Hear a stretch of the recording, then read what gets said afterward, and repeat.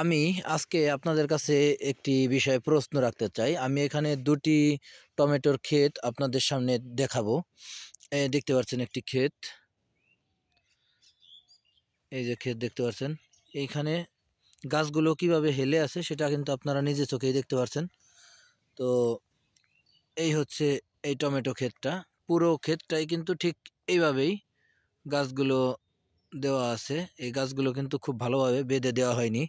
এই যে কাঠিগুলো দাঁড় করা দেখতে পাচ্ছেন। অনেক ছোট, ছোট এই যে অনেকগুলো গাছের ডাল এবং বাঁশ দিয়ে কিন্তু এখানে বাঁধার কথা ছিল, কিন্তু সেই গাছগুলো কিন্তু ভালোভাবে বেঁধে দেওয়া হয়নি। তো আপনারা ফলন দেখতে পাচ্ছেন মোটামুটি।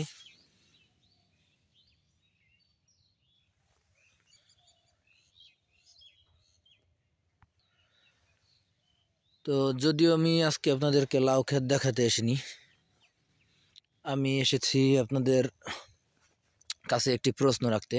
তো সামনেই দেখতে পাচ্ছেন আরও একটি টমেটো ক্ষেত। এই যে আরেকটি টমেটো ক্ষেত। এইখানে দেখেন একটু ভিন্ন কৌশল অবলম্বন করা হয়েছে। আগে যে ক্ষেতটি দেখালাম সেই ক্ষেতের তুলনায় কিন্তু এই ক্ষেতের এই কাঠিগুলো অনেক বেশি, এবং এখানে কিন্তু বাঁশ, ছোট ছোট বাঁশের কঞ্চিগুলো কিন্তু এখানে দিয়ে তারপরে গাছগুলো বেঁধে দেওয়া হয়েছে। তো এখানে মোটামুটি ভালোই ফলন দেখা যাচ্ছে।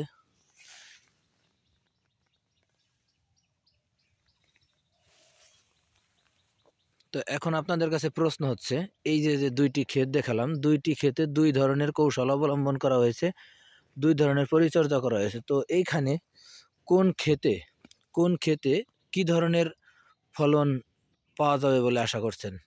আপনারা অবশ্যই জানাবেন। আপনাদের